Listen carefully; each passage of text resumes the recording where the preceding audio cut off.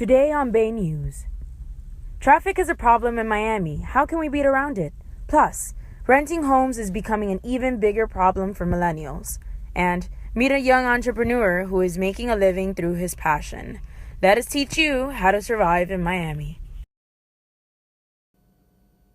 Good afternoon, Panthers. Welcome to Bay News. I'm Paula Byron. I'm Alicia Cox, and Bay News starts now.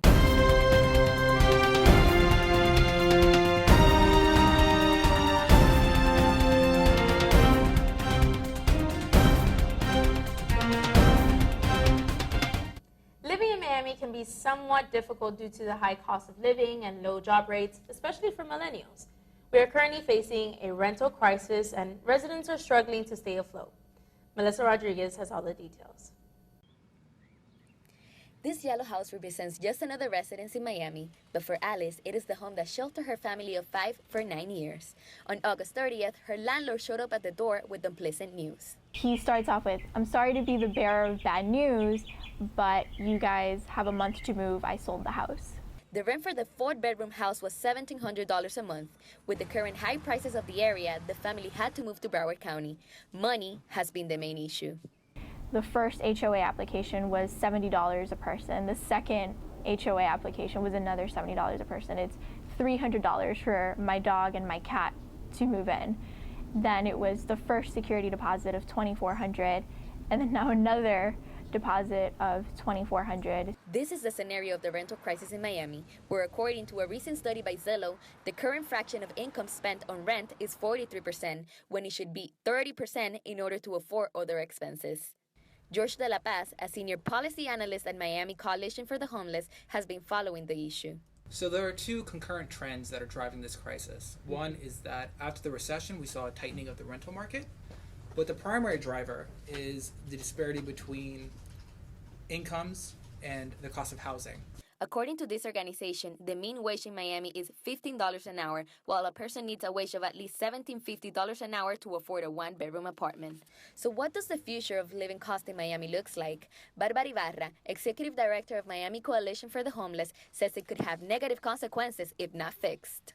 Unless we tackle the issue of having more affordable housing available, we may have a lot of high-rise luxury apartments with foreign investors, but the heart and soul of this community, the people that work here, will not have a place to live. Alice is someone who doesn't consider Miami for her future. I hate Miami. I'm ready to leave. The Miami that we live in now is not the Miami that our parents used to live in. So aside from the people just being extremely rude, it's also extremely expensive, and I'm paying this kind of money for a quality of life that is extremely stressful to me. Reports by the Harvard Joint Center for Housing Studies show that the amount of Americans who spend more than 50% of their paycheck in rent will increase by 11% over a decade, affecting major cities like Miami. For Bay News, Melissa Rodriguez. Thank you, Melissa. Staying fit and maintaining a healthy lifestyle is becoming a trend in South Florida.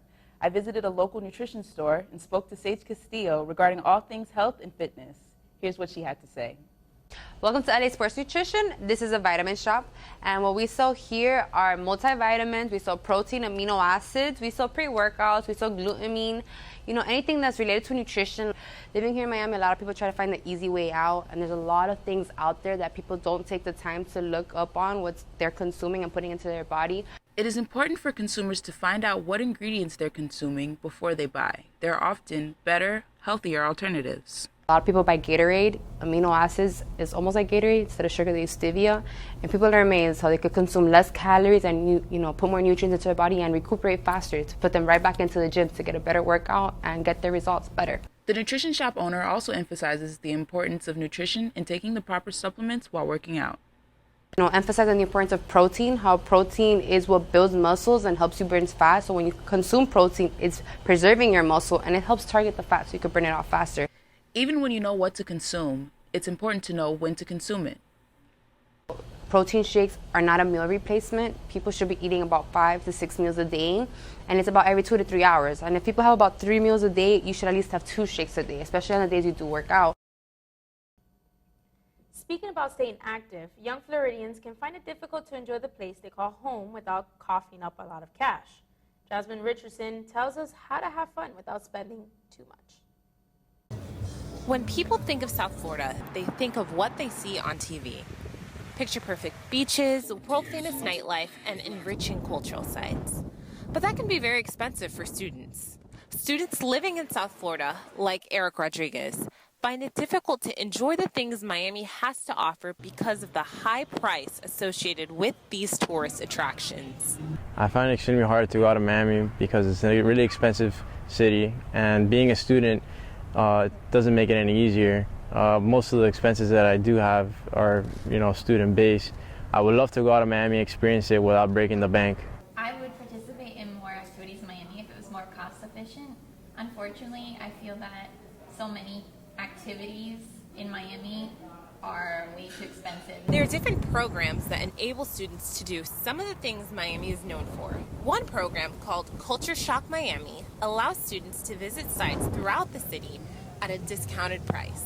Culture Shock Miami is a way for students ages 13 to 22 to have access to cultural events for only $5. I use Culture Shock because it allows me to go to a lot of different places with the arts and culture around Miami that I probably wouldn't be able to enjoy without it, because it's really expensive, and as a student I don't really have that much money to be spending on entertainment and things. So, a ticket to Vizcaya is only $2.50. Like, how can you beat that? Popular attractions in South Florida usually have a student discount program. Here's how it works. You bring your student ID to the box office. And if you're using a program like Culture Shock, bring your confirmation code along with an ID. We have such a wide variety of shows and events going on. There's something for everybody. And yeah, you can go to a movie. It's going to cost you a lot.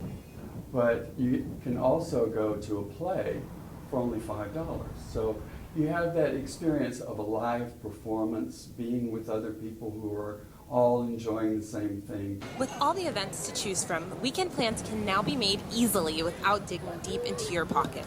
My friends and I, we can all get together and, just go out on a Saturday night, and it's really enjoyable and easy to use. For FIU Baynews, I'm Jasmine Richardson.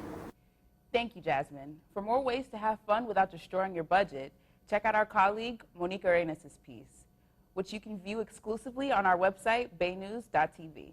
Stay tuned for more fun coming up after the break. For 50 years, FIU has been serving a community that's seeking something different from its university.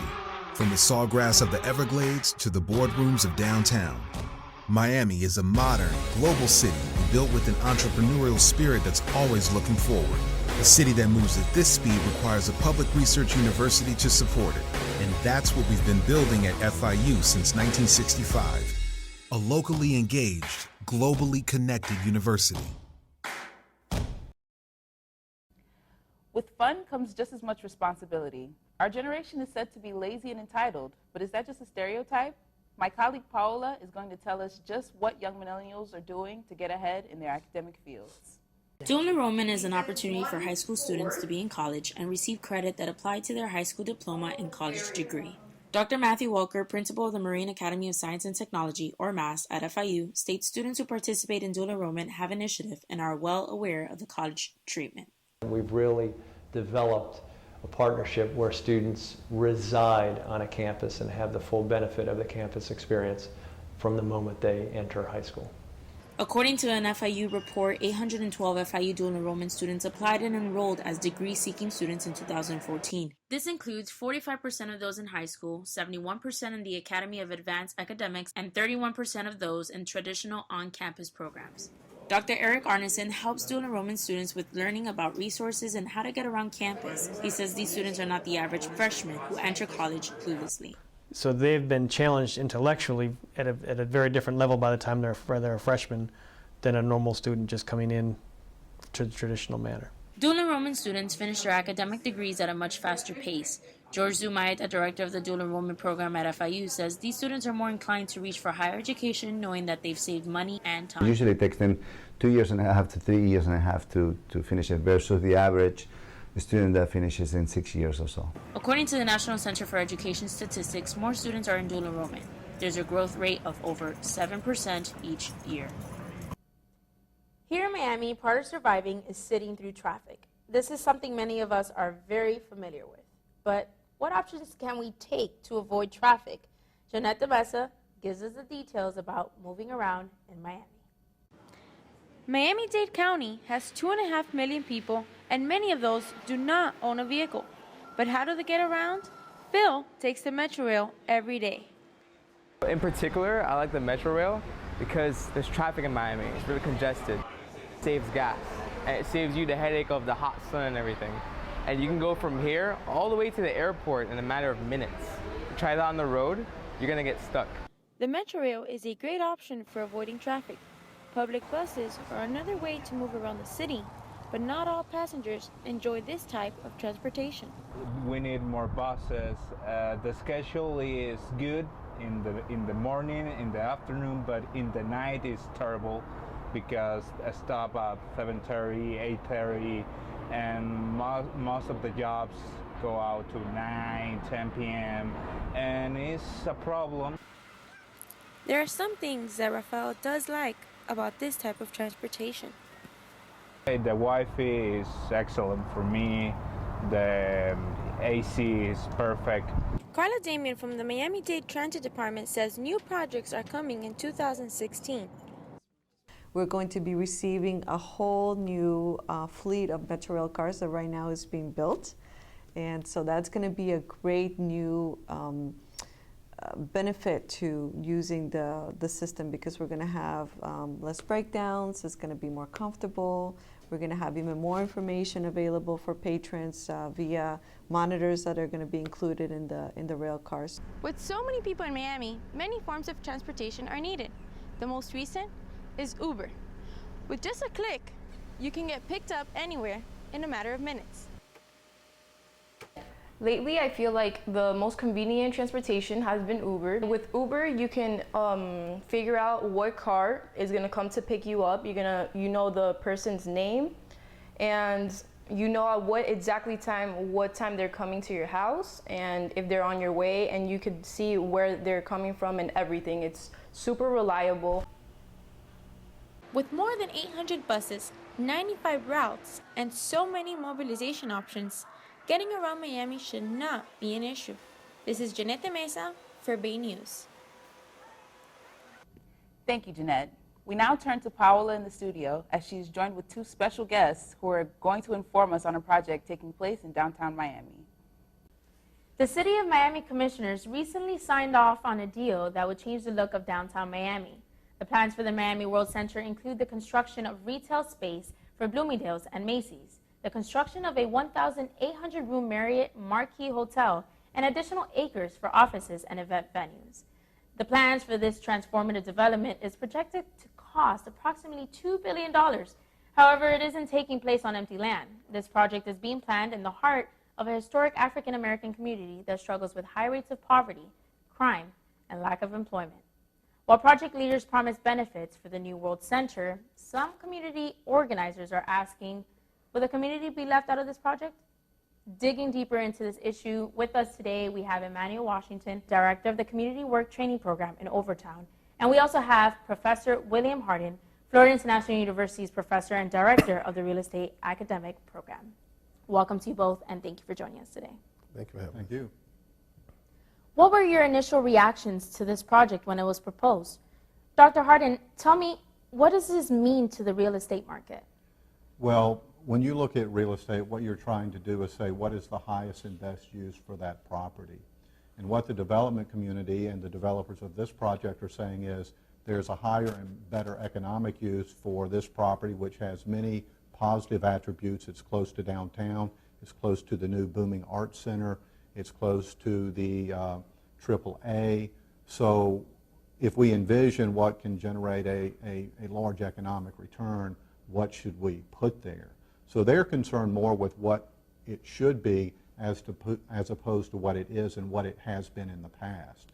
So their goal is futuristic as opposed to existing and or looking at how it's transitioned over the last 10 or 20 years.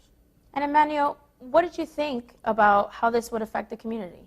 Well, Paula, I had two thoughts. One, great opportunity, and my second was worst nightmare.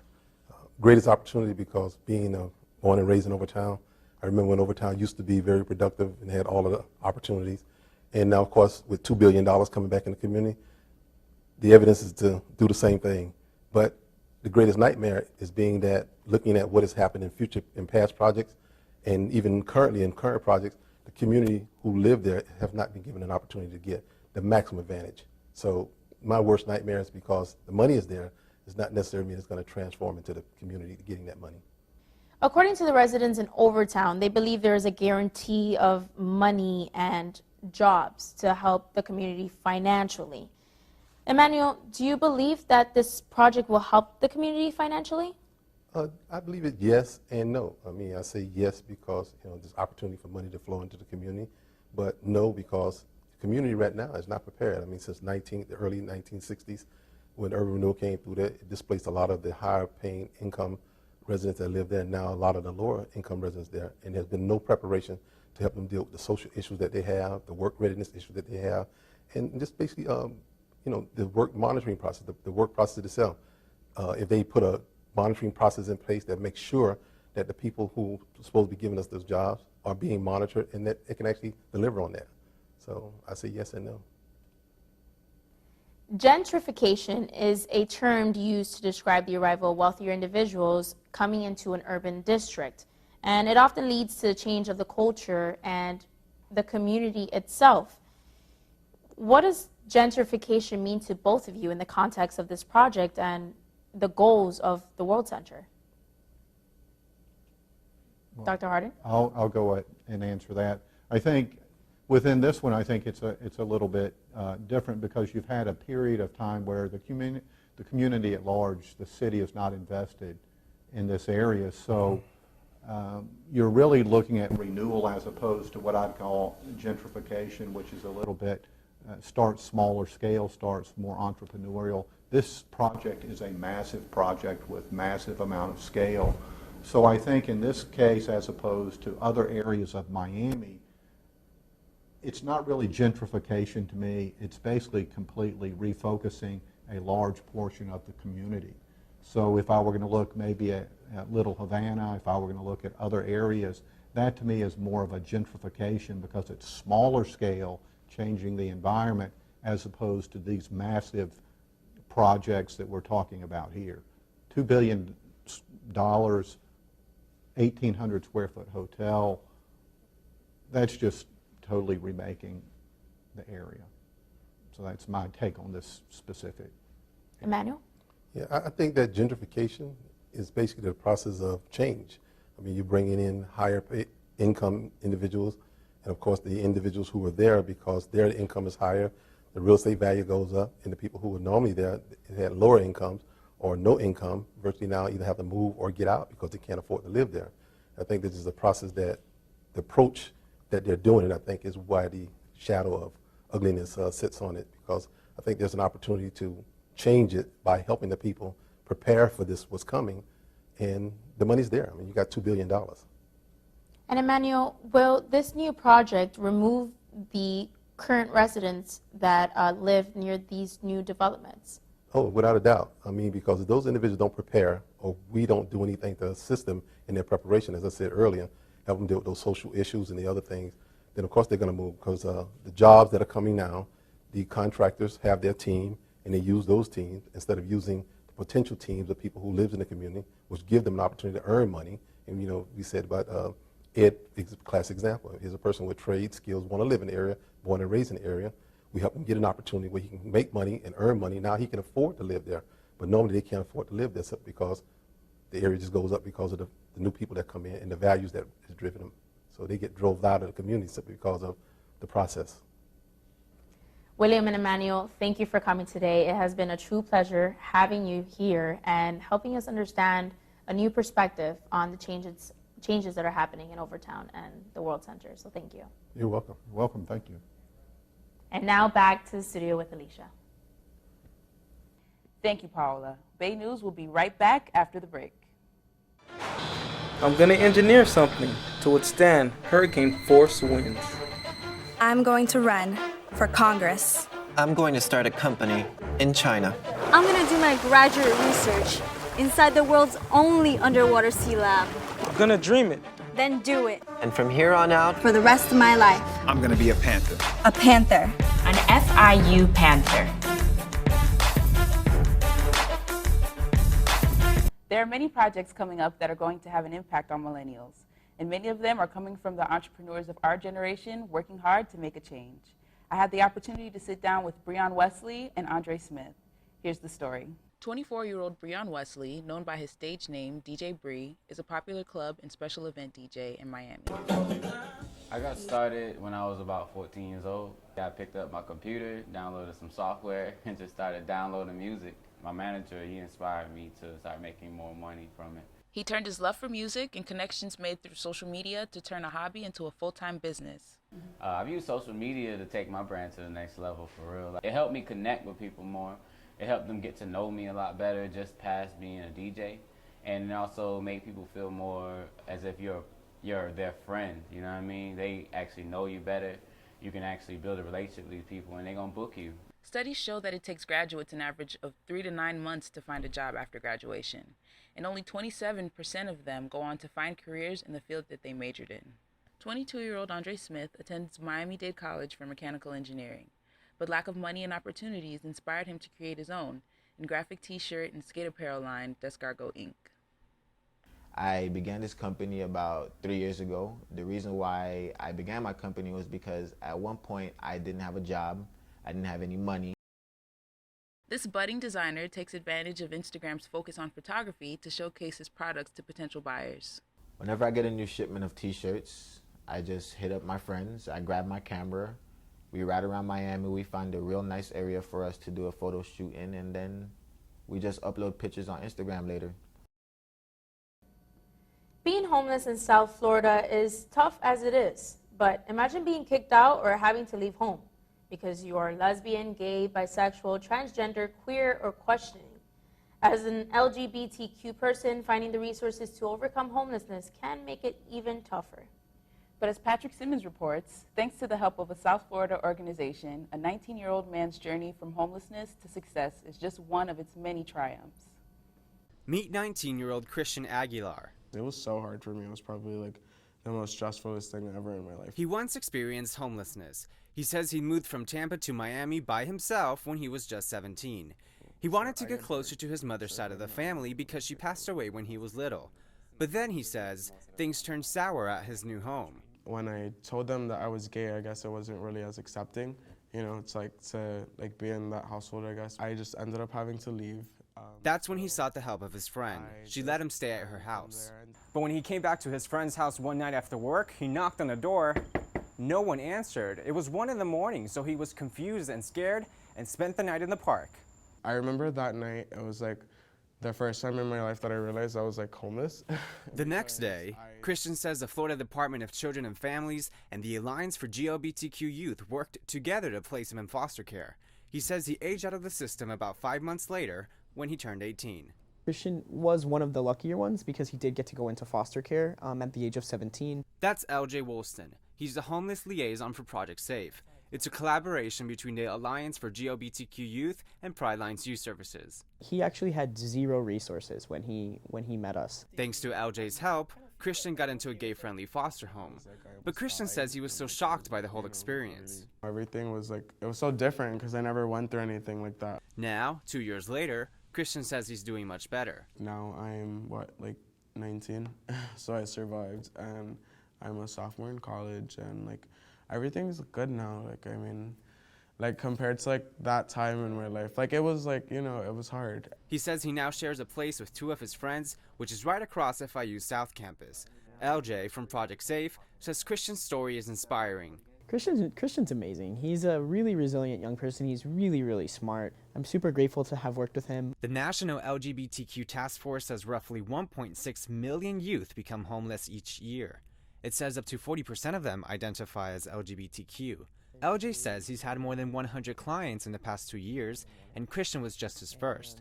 But he wants to remind people that each of his clients have different challenges and successes. For some of them, it's about getting a job, and for the first time in their lives, being able to afford their own apartment. Sometimes, for some young people, it was engaging in sex 4, 5, 6 nights in a row with different people to have a place to sleep that night. So what's next for Christian? I don't know what's gonna happen next. Since I've gone through all this stuff at such a young age, I'm like, okay, I've learned so much that like probably people that are 23, 24 don't even know. For Baynews, I'm Patrick Simmons. Thank you for that inspirational story, Patrick. And thank you all so much for tuning into our show. We hope you've been inspired by the different stories told this afternoon and have learned ways to survive in the sunny city some of us get to call home. Also, be sure to check out a story done by our colleague Walter Rivera about an organic farm in Homestead that helps the homeless get back on their feet. You can find this on our website, baynews.tv. It's been a pleasure sharing our stories with you. And follow us on social media for behind-the-scenes footage and more tips on how to survive Miami. Until next time.